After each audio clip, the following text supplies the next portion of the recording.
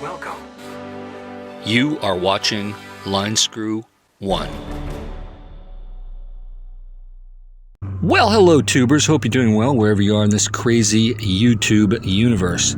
Today I figured I would take you along for a ride on the Yamaha through the suburban areas of the Fraser Valley. Here we're cruising through Maple Ridge, British Columbia, which is one of the suburb communities outside of Vancouver. And of course I did get caught in the rain, and rain is something we don't need.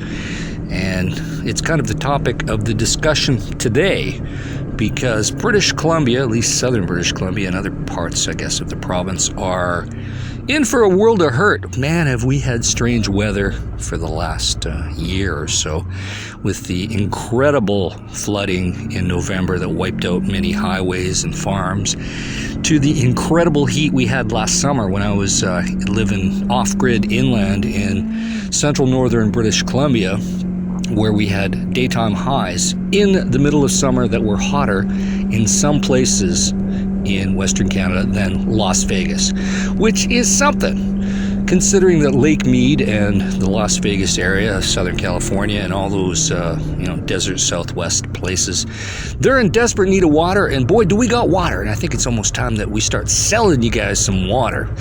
Of course, the Columbia River does flow south into Washington and into Oregon. You guys almost should start building a pipeline and sending that water down south, because we got a lot of it. You might as well have some of it. I mean, for us, the rain just flows into the streams, into the creeks, rivers, and then eventually into the ocean.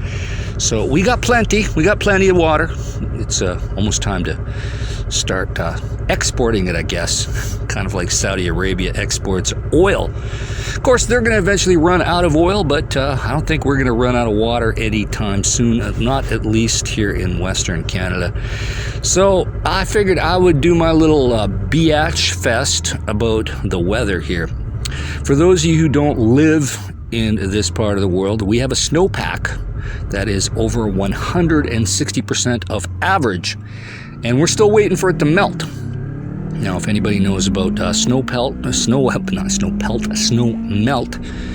it's got to melt slowly, because if it melts too quick, what happens is you have incredible flooding, because the streams can only take so much and the rivers can only take so much. And that's the problem we're facing, because we're in the month of January. I know you probably never heard of that month. It's the 13th month. We get it every 8 or 10 years. January, it's June, but it's got the weather of January, because I've seen these mild, Januaries where it's kind of like the weather we're having now in June. So January comes every so often. I haven't even heard the term January mentioned till about 15 or 20 years ago, where it kind of came out of nowhere. And we tend to use January when it happens. So what's been happening is summer hasn't come, spring hasn't come. Of course, it is not officially summer till about the third week of June. But we've only had a handful of days that have broke 70 degrees Fahrenheit.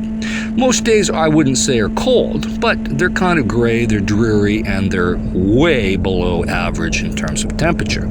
So what's going to happen here, folks, unless we are blessed or cursed, depending on how you look at this, we're going to be blessed or cursed with either an incredible heat wave that's going to hit us sometime in a few weeks, probably in July, and all that snowpack is going to melt, and it's going to melt fast. Or we're going to get another torrential downpour, another Pacific frontal system that comes in off the ocean from Hawaii. We typically get Hawaii's weather, 9 to 15 days later, cooler and just as wet. And of course that melts snow too. So we're either going to get hit with the rain or the heat, or both, maybe a couple days of incredible heat with some incredible rain, and then the snowpack will melt along with the rain, and we're going to have some serious flooding and hundreds of millions or billions of dollars of damage and evacuations. Or, if we're really lucky, we're going to have the summer that never was. And if it just stays cool the entire summer, I guess we'll get through it.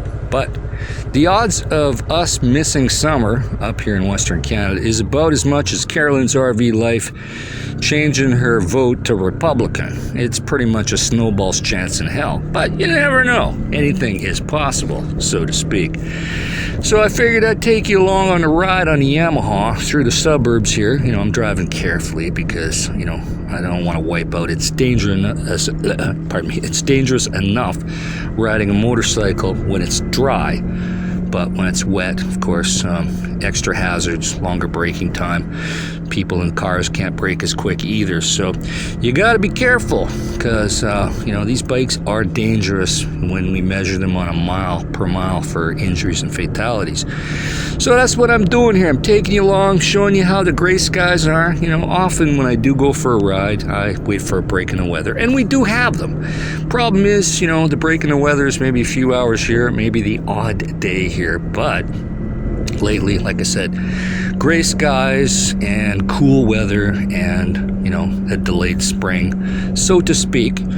All the flowers are slowly coming out and everything, so that part's not bad. And like I said, it's not terribly cold, but we're below average, and that snowpack is just waiting to melt. It's got to go somewhere, folks, and it's going to melt at some point.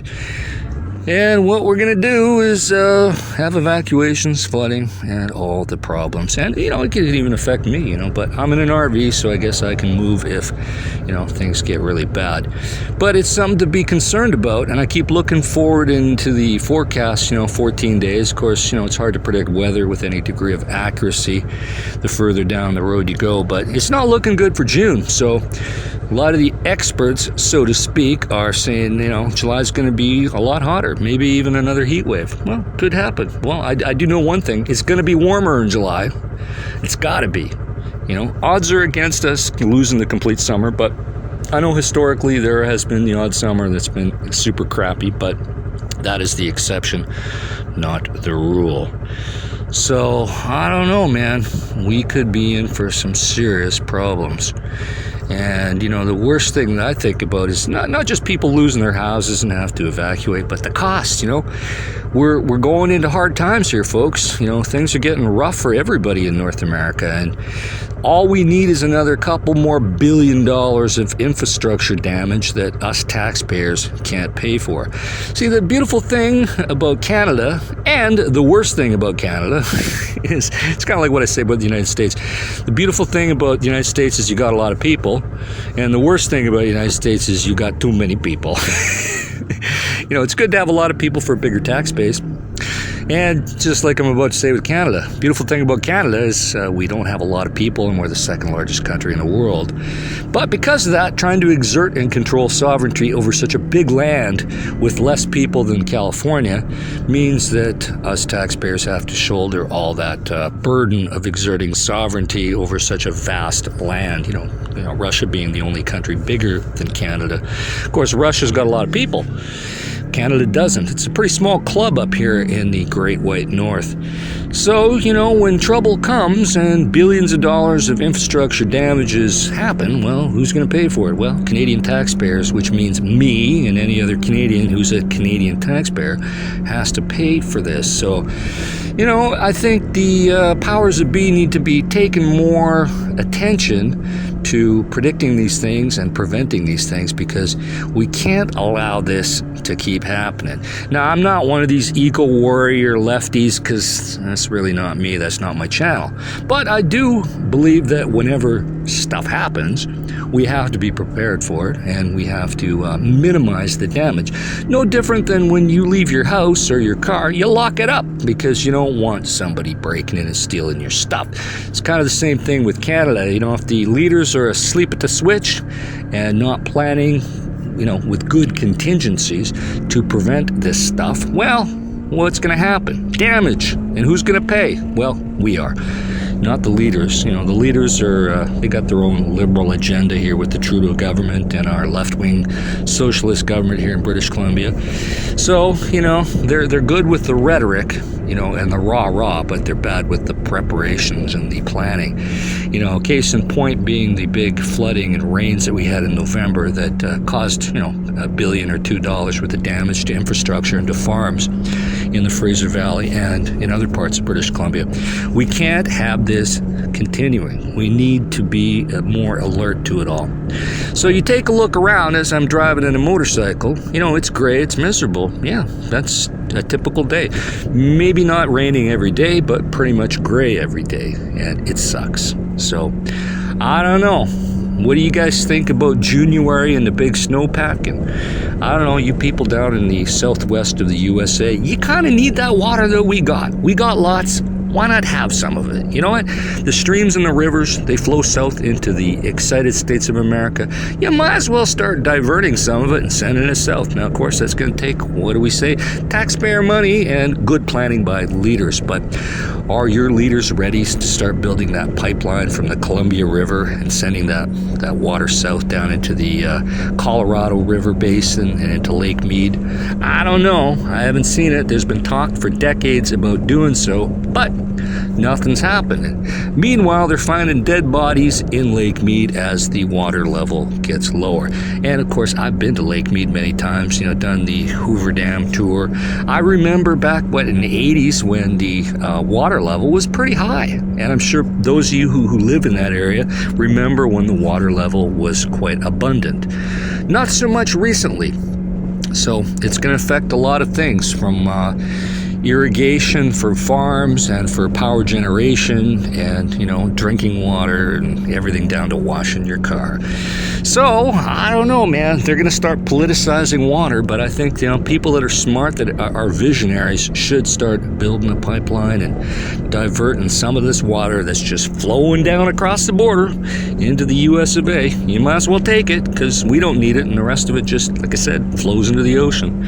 So, anyway, that's my bitch fest for today, and just figured I'd share my day riding as I got caught in the rain on a Yamaha today. So anyway, put your comments down below, and hope you guys are doing well, and I'll talk to you soon. In the meantime, folks, stay safe, keep your wheels in the ground. I'll talk to you soon. Over and out.